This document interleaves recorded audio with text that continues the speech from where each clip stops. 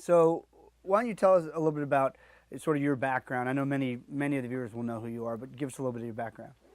Well, I'm a social psychologist, what's called these days a behavioral psychologist, and I study human behavior. I'm specifically interested in persuasion and social influence, how a communicator can move people in his or her direction, um, not by changing the merits of what he or she is offering, but only by changing the way that person presents the merits of their case. The six principles of influence are reciprocity on the one hand. People give back to those who have given to them.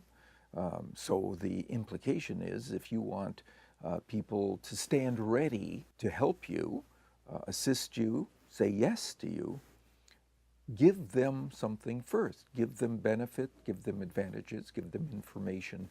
And to repay what you've done, they will feel obligated to do the same for you. Second principle is the principle of scarcity. People want more of those things they can have less of. I saw a study of a large supermarket chain, and the single promotion they provided for their customers that most moved products off the shelf was a sign that said limited supply or limited time only. That outstripped all other promotions. People want those things they can have less of. Third one is social proof, the idea that people decide what to do based on what those around them, like them, are doing in that situation. It reduces their uncertainty about what they should do. So we did a study, my research team, in hotel guest rooms where there's a sign asking people to reuse their towels and linen. We put a different sign in some rooms that said the majority of guests who stay at our hotel do reuse their towels and linens at least once during your stay. It had a significantly greater impact than the typical sign that said, do this for the environment. Now, that's what most others are doing. But it's not what most others are doing that optimizes this social proof principle. It's what most comparable others are doing. So we actually had a third sign that we tried out.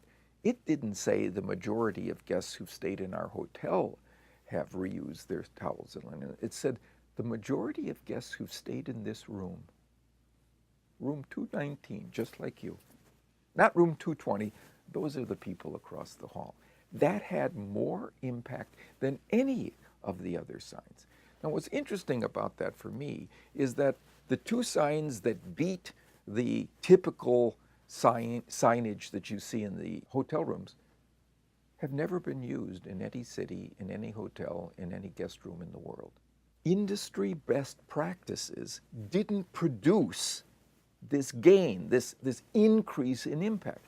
You needed behavioral science to come to the table with the proper message to optimize your success.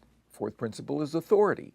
Another way we reduce our uncertainty of what we should do in a situation is to look at what the experts are saying, what the acknowledged authorities on the topic are saying. So one thing a communicator can do is to marshal the evidence of what expert opinion leaders have to say about a topic, make that at the top of their presentation as a testimonial, and people are much more likely to agree to everything that comes next. You give the testimonial first.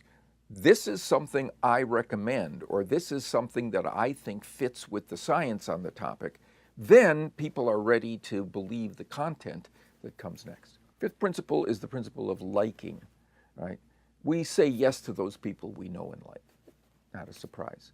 But here's two things you can do very quickly to get that liking. You can identify genuine similarities that you share with the recipient of your communication.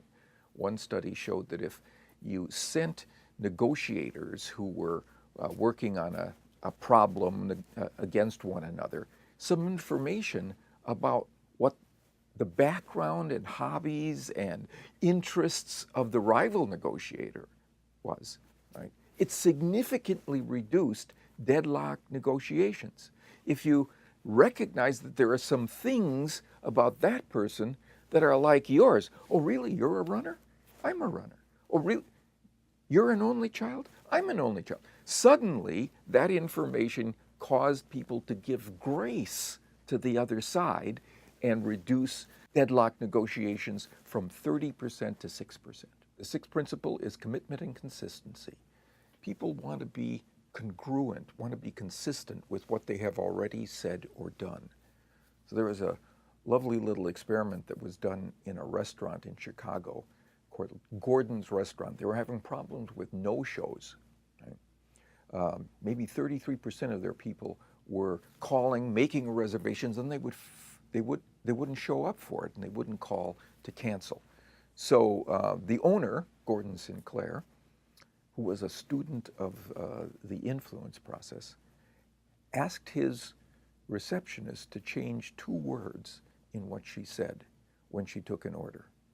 Instead of saying, please call if you have to change or cancel your reservation, she was instructed to say, will you please call if you have to change or cancel your reservation, and then pause and wait for that person to say, yes, of course I will.